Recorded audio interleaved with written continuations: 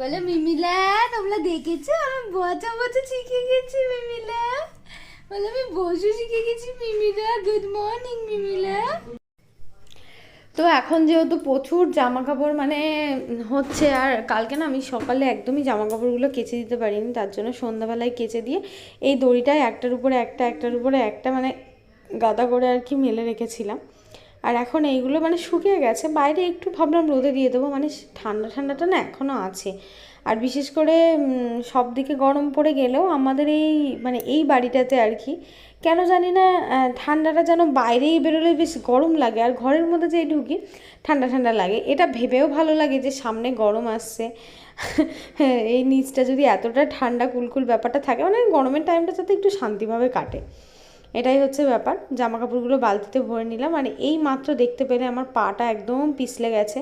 তো এমনভাবে পিছলে গেছে পাটা, মানে এই জায়গাটা জাস্ট আমি ক্লোজ মানে স্পিডটা একটু কমিয়ে দিয়ে দেখালে তোমাদের ভালো করতাম, মানে সঙ্গে সঙ্গে ভীষণ লেগেছে। আমি ওখানে হেঁটে গিয়ে মানে আঙুলে এত ব্যথা মানে লেগেছে, আমি পুরো একদম পা ধরে বসে পড়েছি, জল পড়েছিল অনেকটা। তো যাই হোক, পায়ে ব্যথাটা একটু কমলো। তারপরে আবার দেখো দুজন মিলে চা করে নিয়ে এই যে বসে বসে খাচ্ছি। বিছানার উপরে নিয়ে এসেছি, চাদরটা আজকে কেচে দেবো বলে তুলেছি, চাদরটা এখনও পাতা হয়নি। পুচু এদিকে খেলা করছে, পুচুকে আজকে বড় করে একটা টিপ পরিয়ে দিয়েছি। তো চাটা খাওয়ার পরে সকালে যেহেতু অনেকটা সকালে উঠেছে, ও ঘুমাবে বলে ওর পাপা আবার ওকে বুকের উপর নিয়ে, ত্রিধাও যখন ছোট ছিল না, ত্রিধাকে ঠিক এইরকমভাবেই মানে ওর পাপা আর কি বুকের উপর নিয়ে ঘুম পাড়িয়ে দিত। তো পুচু যে এই যে একটা আওয়াজ করছে না, ওর সাথে সাথে আর কি আমরাও যদি করি ও ঘুমিয়ে যায়।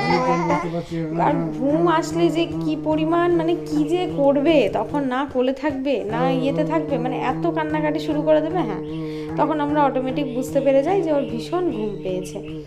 তো দেখো এই ঘুমিয়ে পড়লে মোটামুটি 1 ঘন্টা ঘুমালেই কিন্তু আমাদের কাজকর্ম হয়ে যাবে। আজকে সব চুলগুলো আমি ছিটকি বেঁধে দিয়েছিলাম, দেখতেই পাচ্ছ ওর অনেক চুল। আজকে আমাদের বাড়িতে রান্না হবে দই কাতলা, রান্নাটা করবে আমার বর। তো বাজার থেকে দেখা একদম ফ্রেশ কাতলা মাছ নিয়ে চলে এসছে, মাছের সাইজগুলো ভীষণই ভালো। মেনলি হচ্ছে এর পেটিটা, এই যে পেটির মধ্যে এই যে তেলগুলো ছিল, এই যে দেখতে পাচ্ছ আমি এগুলো ছাড়িয়ে নিলাম, একদম সাদা। তো এই যে এখানে হচ্ছে তোমার 800 গ্রাম কাতলা মাছ আছে, দাম নিয়েছে 400 টাকা করে কিলো, 320 টাকার। মাছগুলো কিন্তু খুবই সুন্দর ফ্রেশ। আর রান্নাটা যেহেতু ও করবে, মানে আজকে অ্যাকচুয়ালি দাঁড়াও, এই যে টক দই দিয়ে লাস্টে খাওয়া যাবে তো রান্নাটা। আমি তো পারি না, আমার একদম স্পেশাল রান্না আমি পারি না। আর একটা নতুন নতুন রান্না, সেটা হচ্ছে কাঁচা হলুদের সবজি। কেউ কোনোদিন খেয়েছো কিনা জানিও। আজকে আমাদের বাড়িতে রান্না হবে কাঁচা হলুদের সবজি, আর এখানে হচ্ছে কাতলা মাছ, আর এই যে ব্যাগের মধ্যে শাক এনেছে, কারণ কালকে আমরা যাবো দিকনগর মানে আমার বাপের বাড়িতে, তো ওই জন্য আজকেই রান্না হবে। কিন্তু এতটা মাছ একদিনে খেতে পারবো না, মাছটা কিছুটা ডিপ ফ্রিজে আমি রেখে দেবো। আর এই যে শাকগুলো দেখছো, এগুলোকে কি শাক বলে গো? চাউলি? ওরে মারে মা, সর্বনাশ করেছে, ও মনে হচ্ছে ঠেলে উঠবে ওখান থেকে। তো এটা সকালে আলু ভাজা হয়েছিল, আলু ভাজা দিয়ে মুড়ি খেয়েছে। আজকে আলু ভাজাটা আমার বর ভেজেছে জানো, আজকে অনেক কাজ করে দিয়েছে আমাকে। আর এই হচ্ছে কাঁচা লঙ্কা ফুরিয়ে গেছিলো। তো এই আজকে রান্নার মেনুগুলো মানে সঙ্গে সঙ্গে শেয়ার করবো। আগে কিচেনটা একটু পরিষ্কার করে নিই। তো বরমশাই আজকে একটা নতুন রেসিপি করে খাওয়াবে, সেটা হচ্ছে হলুদের সবজি। আমি জীবনেও এটা খাইনি, কিন্তু ও খেয়েছে। রাজস্থানে নাকি ওদের ব্যাচম্যান একজন আছে, ব্যাচম্যান না মানে একই সাথে একই কোম্পানিতে আছে ওরা। তো সেখানে একজন ওকে করে খাইয়েছে, ওর ভীষণ ভালো লেগেছে। ও সেই রেসিপিটাই আমাকে এর আগেও বলেছিল কাঁচা হলুদের সবজি করে খাওয়াবো। তো আমি কিন্তু কোনোদিনও খাইনি, জানি না টেস্টটা কেমন হবে। তো খেয়ে তোমাদেরকে জানাবো কেমন হবে। তবে আশা করছি হলুদের যে একটা গন্ধ, সেটার জন্য এটা আমার অতটাও ভালো লাগবে না খেতে। তো এখানে দেখো ও রান্না করছে, মানে রান্না করতে লেগে পড়েছে, মানে সব কিছু আমি জোগাড়জান্তি করে দিয়েছি। মাছটাও আমি ভেজে দিয়েছি, মানে মাছটা তেলের মধ্যে ছেড়েছিলাম, বাদবাকি উল্টে পাল্টাও ভেজেছি। আর মাছের যে তেল তেল চর্বি চর্বি একটা ব্যাপার থাকে না, এটা খেতে আমার এত ভালো লাগে। আমি জানি এটা ভীষণ ফ্যাট, মানে এটা খেলে শরীরের মধ্যে এমনিতেই ফ্যাট জমা হবে, তারপরে ওই যে লোভ বলে না, লোভটাকে সামলাতে পারলাম না, একটুখানি নিয়ে খেয়ে নিলাম। তো তো এই যে দেখতে পাচ্ছ এখানেও মশলা কষাচ্ছে, মানে মশলার মধ্যে সমস্ত কিছু পেঁয়াজ টেয়াজ, এটা মনে হয় সম্ভবত মাছটা রান্না করছে। তো মাছের মধ্যে আবার টক দই দেবে, আবার মানে দই কাতলা হবে, কিভাবে যে রান্না করছে জানি না। তবে সত্যি কথা বলতে রান্না করতে করতে আমি এতটাই ক্লান্ত হয়ে গেছি, ও যেমনভাবেই রান্না করুক না কেন সেটাই যেন আমার কাছে অমৃত লাগবে। তো দেখো ও কিন্তু রান্না বান্না করতে পারে, চালিয়ে নেওয়ার মতো ভালোই করতে পারে। আর প্রত্যেকটা রান্না যে এমন অখাদ্য হয় সেটাও কিন্তু না, কিন্তু একটু রিচ হয়, ওর রান্নাবান্নাটা একটু রিচ হয়, মানে ও একটু তেল মশলাপাতি এগুলো একটু বেশি, মানে একটু সাদামাটা করে রান্না করতে পারে না, একটু রিচ করে রান্না করে, এটাই প্রবলেম। তাছাড়া কিন্তু আদারওয়াইজ সমস্ত রান্নাই ভালো হয়, যথেষ্ট ভালো হয়, খাওয়ার মতো হয়। সোনা পাপা, আমার সোনা পাপা এটা। তো জানো আজকে আমার ইউটিউবের মানে টাকা ক্রেডিট হয়েছে ইউটিউব অ্যাকাউন্ট থেকে, মানে ইউটিউব থেকে টাকাটা আমার ব্যাংক অ্যাকাউন্টে ঢুকেছে। এটার জন্য আমি ভীষণ খুশি। আমার বর মনে হয় 5 লাখ টাকার একটা নেকলেস দিলেও আমি এতটা খুশি হব না যতটা খুশি আমার ইউটিউবে টাকা ঢুকলে হই। আর তার থেকেও বেশি খুশি হই কখন পাপা, যখন পাপা আমাদেরকে রান্না করে খাওয়ায়, তাই না পাপা? আমার বাবা যত খেতে পারে না, আমার বাবা তো এখনো খেতে পারে না। দিদিভাই খায় আর আমি খাই, আমার বাবা তো খালি কাদু কাদু করে, কাদু কাদু করে আর দেব দেব করে দেখে, কাদু কাদু করলে দেব দেব করে দেখে। অনেকেরই জানার ইচ্ছা যে আমি ইউটিউব থেকে কত টাকা পাই। হ্যাঁ, ইউটিউব থেকে আমি টাকা পাই 2021 সালের এপ্রিল মাস থেকে শুরু করে। এপ্রিল মাসে আমার ফার্স্ট পেমেন্ট ঢুকেছিল, আর আমি ইউটিউবে কাজ শুরু করেছি 2021 সালের জানুয়ারি মাস থেকে। তো জানুয়ারি ফেব্রুয়ারি মার্চ এপ্রিল, বুঝতে পারছো ঠিক কতটা তাড়াতাড়ি আমি পেমেন্ট পেয়েছি। আর তখন থেকে আমি এখন অবধি, মানে 2021 সাল থেকে আমি সোশ্যাল মিডিয়াতে কন্টেন্ট ক্রিয়েটার হিসাবে টাকা পাই, মানে কন্টেন্ট বানিয়ে আমি টাকা পাই। তো আগে সেটার পরিমাণ ছিল অনেক, মানে 2021, 22, 23 প্রচুর টাকা পেয়েছি। 2024-এ এসে আমার আর্নিং অনেক কমে গেছে, অনেক অনেক অনেক কমে গেছে। তখন আমি প্রত্যেক মান্থলি পেমেন্ট পেতাম, আর এখন আমি কোনো মাসে 2 মাস পরেও পাই, কোনো মাসে 3 মাস পরেও পাই, মানে আমার $100 কমপ্লিট না হলে আমি টাকা পাই না, তাই তো বাবা? তো সেই ক্ষেত্রে এবার ধরো ইউটিউবে আমার ডলার হিসাবে যেহেতু পেমেন্টটা আসে, $100 কমপ্লিট হলে তুমি পেয়ে যাবে, ধরো $90 হলে আমি পাবো, $100 হলে 9,000 টাকা। তো এবার তোমরা বুঝতে পারলে আমার ইউটিউব পেমেন্টটা কেমন। কোনো মাসে 2 মাসেও আসে, কোনো মাসে 3 মাসেও আসে, কিন্তু প্রতি মাসে আমার টাকা আছে না পাপা, তাই তো পাপা? তুমি শুনছো তো ভালো করে আমার কথাটা, শুনছো তো পাপা? হ্যাঁ, তোমার বন্ধুরা বলো, বন্ধুরা তোমরাও শুনে নাও, আমার মাম্মাম পেমেন্ট পায় কিন্তু খুব অল্প টাকা, তারাই আমার মাম্মাম খুশি, কারণ পেমেন্টটা আমার বন্ধুদের জন্যই পায়, তাই তো? হ্যাঁ। তো চলো, বলে আমার পাপা হলুদের রেসিপিটা রান্না করছে, চলো তোমাদেরকে একটু দেখিয়ে দিগা, টুক টুক টুক টুক করে দেখিয়ে দিগা। হলুদের রেসিপি শেয়ার করতে করতে এদিকে আমার বরের হলুদ রান্না প্রায় শেষের দিকে। কিন্তু মেনলি হচ্ছে দইটা এরকম ফেটে গেল কেন? দই কাতলার দইটাকে ডাইরেক্ট ওরম ভাবে না দিয়ে দইটাকে মিক্সিতে না, মানে ফেটিয়ে দিতে হতো দইটাকে, সেটাকে মিক্সিতে দিন না, এরকম হয়ে গেছে, মানে মিক্সিতে ব্লেন্ড করো না। হ্যাঁ, মিক্সিতে ব্লেন্ড করো। কি দইটাকে মিক্সিতে দিয়ে এক পাক ঘুরে দাও, এই ইয়েতে দিবা? হ্যাঁ, তাহলে তুমি ফেটে যাবে না। আমি হাত দিয়ে ফেটিয়ে দিচ্ছি, দেখো। কই কই কই আমার ছোনু পাপাটা কই কই কই কই কই রে কই কই রে কই কই রে কই।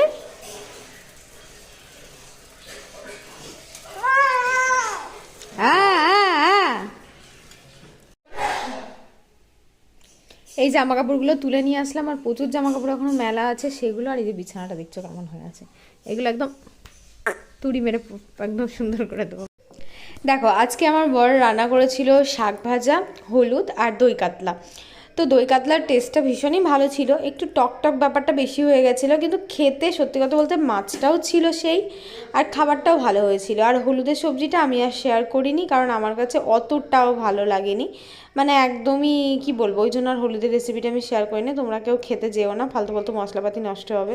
কখনো কোথাও যাবো বললে প্রত্যেকটা বাড়ির একই রুলস, তাই তো? মানে যে ছেলেদের হয়ে যায় মেয়েদের হয় না, আর আমাদের বাড়ির হচ্ছে উল্টো, মেয়েদের হয়ে যায় ছেলেদের হয় না। তাহলে আমার পাপার আর হয় না। হ্যাঁ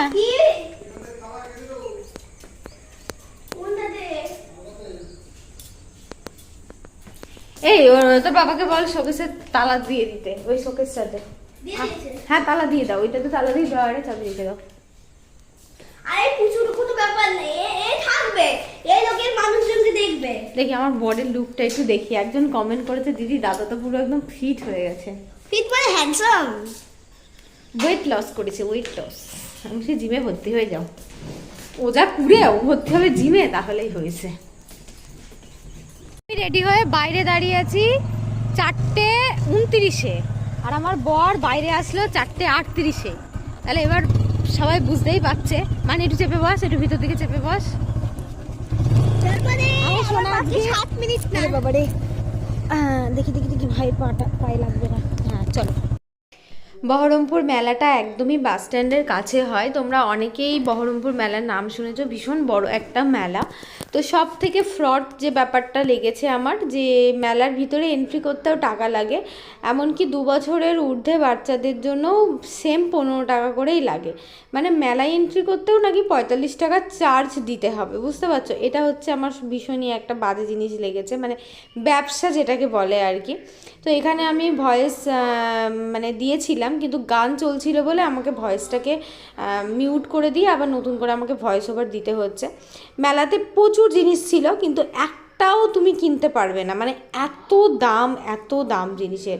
মানে সুন্দর জিনিস আছে কিন্তু সেটা ডবল দাম, মানে কি বলবো তোমাদেরকে, মানে বলার মতো না। তুমি ঢুকতে গিয়েই বুঝে ফেলেছি বহরমপুর মেলাটা আমাদের মতো মিডিল ক্লাস মানুষদের জন্য না, এটা হচ্ছে কোটিপতি মানুষদের জন্য। মানে যে বাটিগুলো আমরা মাইক্রোওয়েভ প্রুফ বাটিগুলো কিনলাম 50 টাকা করে, সেগুলো এখানে বলছে 80 টাকা। যেগুলো 300 টাকা করে কিনলাম সেগুলো এখানে বলছে 500 টাকা। মানে যেগুলো কেনা জিনিস সেগুলোর দামের তো একটা নলেজ আছে, যেগুলো কিনিনি সেগুলোর নাই আমাদের নলেজ নেই, কিন্তু যেগুলো কিনেছি সেগুলোর প্রতি একটা দামটা আমরা জানি না। তো খুব আশা নিয়ে এসেছিলাম, সবার ভিডিও দেখতাম বহরমপুর মেলায়, এত সুন্দর সুন্দর জিনিস। ছেলেকে দেখো বকল দাবাই বেঁধে নিয়ে এসেছি, আর ছেলেও তাই ঘুরতে পেলে আর কিছু চাই না, টুক টুক টুক টুক করে দেখছে। এই দেখো টুক টুক টুক টুক করে দেখছে আমার বাবাটা। লাল পড়ছে কেন? কই দিনে দুপুরে ডাকাতি যেটাকে বলে, সেটা হচ্ছে এই বহরমপুর মেলাতে আসলে তোমরা বুঝতে পারবে। চোখের সামনে দিনে দুপুরে ডাকাতি করে নেবে, প্রত্যেকটা খাবারের জিনিসের ডবল দাম। মানে কি বলবো, মানে এই মেলাতে আসার পরে আমার নেক্সট টাইম আর কোনোদিনই এই মেলাতে আসার ইচ্ছা নেই। লাস্টে একটু বাদাম ভাজা কিনে নিয়ে গেলাম, মানে যেখানে 15-20 টাকা শয়ে বাদাম ভাজা পাওয়া যায়, এখানে সেটা 25-30 টাকা শয়ে কিনতে হচ্ছে, মানে এটাতেও দাম বেশি।